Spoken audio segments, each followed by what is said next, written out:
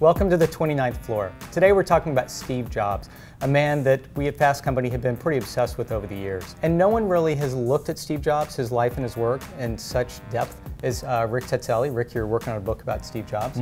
I think of Jobs having this skill that I don't know I hear a lot about from other leaders, and that's customer empathy. Well, I think one of the things that he understood from the very beginning was that the technology doesn't matter to the customer. It's all about what the user gets out of this machine. Everybody else in computing insisted on selling their computers by their specs, by how fast it was, by how powerful it was, and how cheap it was.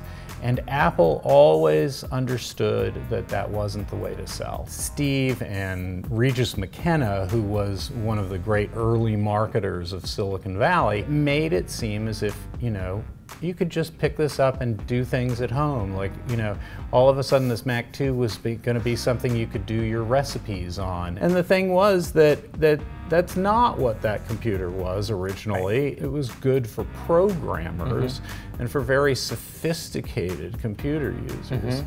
And so the machines had to catch up to his vision over time. What is the state of his legacy now? Steve famously told Tim Cook, his successor, don't sit around wondering what I would do.